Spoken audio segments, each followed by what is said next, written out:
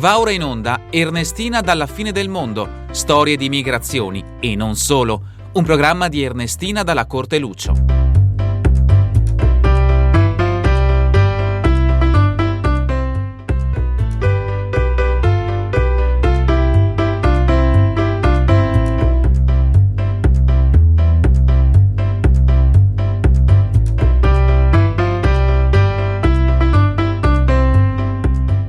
Ciao a tutti, sono Ernestina dalla Corte Lucio e benvenuti a una nuova puntata di Ernestina dalla fine del mondo, eccellenze dolomitiche. In questa puntata parleremo di tradizioni antiche e feste popolari. Ma per tutti voi, cari amici ascoltatori, che ci seguite qui su Radio ADM Voci delle Dolomiti, abbiamo alla fine una sorpresa musicale speciale per voi. Come in tanti sanno, il 25 aprile si celebra in tutta l'Italia la festa della liberazione, ma c'è un'altra ricorrenza con profonde radici nella storia del Veneto, specialmente importante per Venezia e, perché no, anche per le Dolomiti, The Mountains of Venice. Allora per noi ci sarà una doppia ricorrenza. Il 25 aprile si celebra il santo patrono della regione Veneto, San Marco. San Marco è anche il santo patrono della città di Venezia, che è la capitale della regione Veneto. È una città antica, parte della storia dell'umanità e patrimonio UNESCO. San Marco, raffigurato come leone alato, è presente anche nello stemma del Veneto, nella sua bandiera e nella bandiera della città di Venezia. Ogni anno diventa una delle mete più ambite tra le città italiane e del mondo. Venezia è anche una rinomata città d'arte in cui si celebrano ogni anno diverse festività di antichissima origine, come la festa di San Marco. San Marco Evangelista viene commemorato ogni 25 aprile, data della morte del santo patrono della città. È da secoli che questa ricorrenza viene celebrata con una processione verso la basilica, a cui partecipavano principalmente il doge, assieme alle massime autorità cittadine, seguiti da migliaia di fedeli al santo. Verso l'anno 1000, San Marco Evangelista diventa il santo patrono di Venezia e fu scelto come titolare della basilica. Ma la storia del legame di San Marco con queste terre venete inizia prima, quasi un millennio prima. Racconta un'antica leggenda che in un viaggio di San Marco da Aquileia a Roma le apparve in sogno mentre sostava nella già importante e strategica laguna veneta un angelo in forma di leone alato, annunciando che in quelle terre avrebbe trovato un giorno il suo riposo finale e anche la venerazione del suo corpo. Questa leggenda, che viene tramandata secolo dopo secolo, di padre in figlio fino ai nostri giorni, racconta che questo leone alato che si presenta a San Marco aveva sotto la zampa un libro con scritto all'interno. Secondo la tradizione, San Marco continua la sua evangelizzazione in Egitto per finalmente essere ucciso in modo violento ad Alessandria d'Egitto, in una data che viene considerata come precisa dagli studiosi, il 25 aprile dell'anno 68 d.C. Resterà lì per quasi 8 secoli e sarà solo fino all'anno 828 che arriverà a Venezia il corpo di San Marco. I veneziani credevano un loro compito dover far tornare il santo e decidono di riportare i resti di San Marco a Venezia. Non era un'impresa facile, i resti del santo erano in possesso degli arabi, c'era un divieto al commercio con loro. Ad ogni modo, nell'anno 827 una spedizione parte verso Alessandria con l'obiettivo di impadronirsi delle reliquie di San Marco l'Evangelista. Furono comandate da 2 storici mercanti veneziani, Bono da Malamocco e Rustico da Torcello. Nell'828 le reliquie di San Marco arrivarono finalmente a Venezia, provenienti da Alessandria d'Egitto. Una volta giunte nella città lagunare, le reliquie di San Marco vennero deposte in una stanza del Palazzo Ducale per più di 2 secoli. Nella seconda metà del XI secolo venne costruita la Basilica di San Marco e il santo riposa lì da quel momento in poi. Ancora oggi si trovano nella Basilica di San Marco i suoi resti e vengono custoditi insieme ad altre tante reliquie. San Marco divenne allora il santo protettore di Venezia da quando venne portato lì e poi divenne anche il protettore di tutte le terre venete.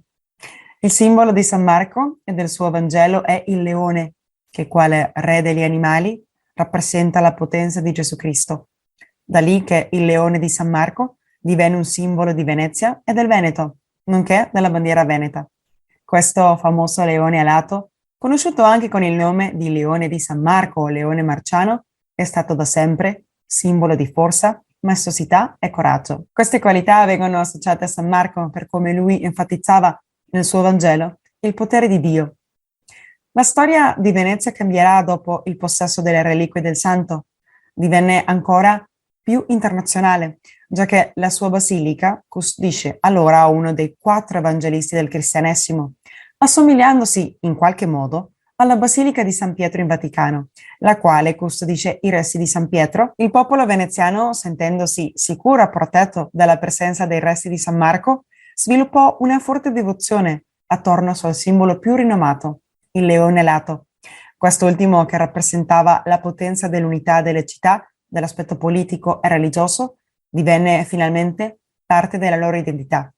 Alcuni studiosi indicano che le ali rappresentano l'elevazione spirituale, il libro sotto la zampa del leone, la sapienza, e la spada, la giustizia. Allora, nei secoli, il leone di San Marco si rafferma come un'icona di Venezia e viene anche raffigurato in 3 forme diverse. Il leone andante, ossia quando è possibile vedere per intero il corpo del leone di profilo. L'animale è appoggiato su 3 zampe, mentre l'anteriore destra è poggiata sul libro. Questa è la tipica raffigurazione presentata nelle bandiere e nelle grandi statue, dove vi era spazio in abbondanza per rappresentarlo. Poi c'è il leone rampante, che vuol dire che lo vediamo di profilo e ritto sulle zampe posteriori, e con le zampe anteriori regge il libro e la spada. Per ultimo c'è una terza posizione, dove troviamo al leone accovacciato e posizionato frontalmente, con le ali spiegate a ventaglio e seduto. In veneziano si dice in molecca o moecca. È una versione molto usata su spazi ridotti per la semplicità e la compattezza grafica. Il leone è stato sempre simbolo di forza, potere e fierezza.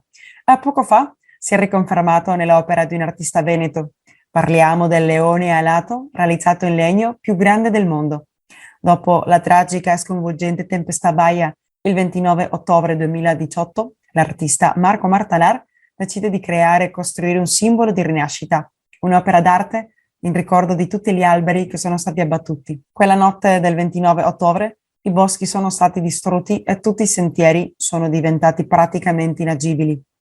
Così l'artista, che giustamente porta il nome di Marco, come il leone, decide di andare in bosco e con tutti i pezzi di legno e rami abbandonati che riesce a trovare inizia a creare e dare vita a una scultura unica. L'imponente opera dell'artista diventa famosa a livello internazionale e anche per la sua location mozzafiato nell'altopiano di Asiago in provincia di Vicenza. Poco dopo la sua creazione, il leone vola a Venezia per una mostra dove migliaia di persone hanno potuto ammirarlo. Ma un'altra cosa che possono ammirare i milioni di turisti che visitano ogni anno la città di Venezia sono i tanti altri leoni di San Marco, in ogni forma e materiale, che possono trovare dappertutto, non solo nella facciata principale della basilica che porta il nome del santo. La basilica è un altro simbolo famosissimo di Venezia e meta indiscutibile di viaggio. Porta il nome di Basilica Cattedrale Patriarcale di San Marco e si costruisce per ospitare i resti del santo patrono.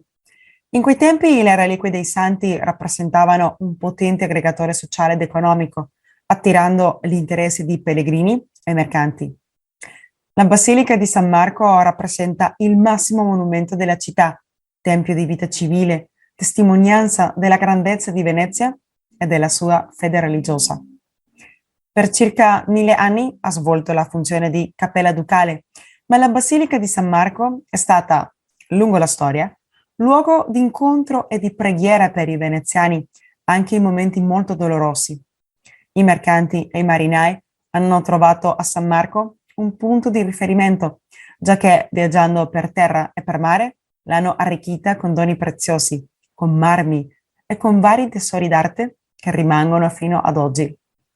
Questi tesori donati per onorare il santo patrono sono all'interno della basilica, la quale misura 28 metri di larghezza e raggiunge i 21 in altezza nelle arcate. Quando si pensa alla Basilica di San Marco, sono i suoi mosaici e i loro sfondi dorati quello che ci viene in mente. I mosaici rivestono per oltre 8.000 metri quadrati le pareti della basilica e le cupole. La sua concezione architettonica è essenzialmente bizantina e il suo elemento integratore è naturalmente il mosaico. Nei mosaici si raffigurano storie tratte dalla Bibbia, figure allegoriche, vicende della vita di Cristo, della Vergine, di San Marco e di altri santi. La bellezza suggestiva e di grande intensità della Basilica di San Marco la fanno un posto unico al mondo.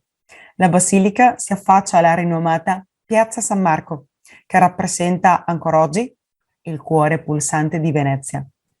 Nota anche come il salotto più elegante del mondo, circondata da meravigliose opere architettoniche, è il luogo di ritrovo preferito, sin dai tempi, della Serenissima. Un simbolo famoso in tutto il mondo di Piazza San Marco è il suo alto campanile, domina la piazza costituendosi come un elemento molto rappresentativo. Con i suoi quasi 100 metri di altezza, conta anche con la statua dell'Arcangelo Gabriele posta sulla cuspide. Con i suoi quasi 100 metri di altezza, conta anche con la statua dell'Arcangelo Gabriele posta sulla cuspide. Ma questo campanile ducale che possiamo ammirare oggi non è quello originale. Nei primi anni del 1900 fu distrutto da un crollo per poi essere ricostruito esattamente com'era. A Piazza San Marco, locali e turisti si affascinano con l'imponente Palazzo Ducale e il panorama della laguna completa questa meravigliosa scenografia veneziana, la quale viene immortalata in numerosissimi dipinti e opere d'arte lungo la storia dell'umanità. La Piazza San Marco è però lo scenario di due feste importanti. La prima è il suggestivo, misterioso e famoso Carnevale veneziano. Nei giorni di Carnevale la città intera, e principalmente Piazza San Marco, si vestono con lo sfarzo e l'uso dei costumi del tradizionale Carnevale. Questo evento di lunga tradizione è unico al mondo. Si svolge ogni anno riempiendo la piazza. Migliaia di turisti decidono di partecipare al Carnevale di Venezia, attratti dal fascino e il mistero che questo carnevale rappresenta. Più recentemente nasce una manifestazione popolare che ha a Piazza San Marco come cornice perfetta. Si tratta di una festa con profonde radici nella storia di Venezia, la festa del boccolo. Questa tradizione centenaria di Venezia si celebra nel giorno dedicato a San Marco, ossia il 25 aprile. In questa occasione ogni innamorato regala alla propria amata un bocciolo di rosa rossa o, in Veneto, un boccolo di rosa. Questa usanza deriva da un'antica leggenda. Si ricorda la storia tragica del soldato Tancredi, il quale, ferito mortalmente, invia alla sua amata una rosa col suo sangue come pegno del suo amore. La leggenda racconta che Maria era la figlia del doge, il quale non accettava l'origine umile del soldato. Per dimostrare il suo amore, Tancredi parte per la guerra e muore in combatto, ma prima riesce a inviare una rosa bagnata col suo sangue alla sua amata. Maria muore dopo ricevere questa rosa e allora i veneziani prendono questo boccolo come simbolo d'amore. In onore di questa festa, il 25 aprile del 2014, Piazza San Marco è stata ospite di una performance artistica che radunò migliaia di partecipanti e tanti curiosi. I collaboratori del progetto dell'artista veneziana Elena Tagliapietra, che lo aveva denominato Una rosa per Venezia, hanno formato un enorme disegno di un boccolo di rosa rosa fotografato dalla cuspide del campanile. Un panorama colorito e rappresentativo della festa del boccolo. Allora vediamo quanto importante sia San Marco per Venezia e tutte le terre venete. San Marco, la sua storia, il leone alato, la basilica, tutti sono parte della loro vita e identità, storia e cultura. Santo patrono, protettore, è quello che in qualche modo dà inizio alla Venezia come si la conosce nei nostri giorni. Il 25 aprile è una giornata di feste importanti in Veneto e in tutta Italia. Festa della Liberazione, festa di San Marco e del Boccolo. Queste ricorrenze sono tradizioni con profonde radici storiche e che rappresentano parte dell'essenza di un popolo. Prima di salutarvi, vogliamo inviare un augurio di buon onomastico a tutti quelli che portano il nome Marco e le sue varianti, specialmente al nostro direttore Marco Crepas. Anche vogliamo regalare a tutti i veneti che portano nel cuore il Veneto una canzone tipica della tradizione, La biondina in gondoletta. Ascolteremo una versione per chitarra interpretata da mio fratello Ignazio Dalla Corte Lucio. Sentiamolo insieme. Ciao amici dei Bellunesi nel mondo. Io sono Ignazio Dalla Corte Lucio, della famiglia bellunese dell'Argentina, e in questa occasione vi farò ascoltare questo arrangiamento per chitarra di una canzone tradizionale veneziana chiamata La biondina in gondoletta.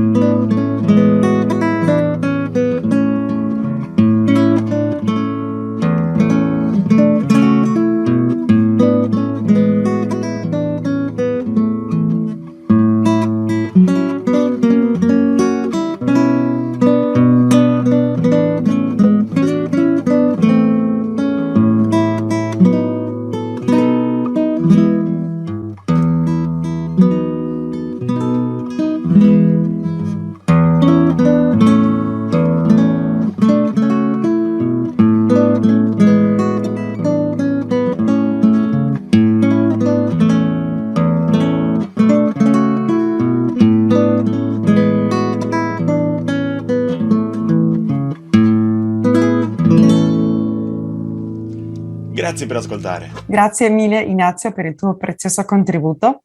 Cari amici ascoltatori, spero vi sia piaciuto tanto come me. Poi noi della redazione del programma Ernestina dalla fine del mondo e anche della famiglia bellunese dell'Argentina vogliamo augurare a tutti voi una buona festa di San Marco e del Boccolo per tutti i bellunesi nel mondo. Vi aspettiamo alla prossima puntata. Arrivederci amici. E come dice il nostro motto, vicini e lontani, mai soli. Ringraziamo Ignazio Dalla Corte Lucio per la musica e il montaggio e Patrizia Lucio alla regia.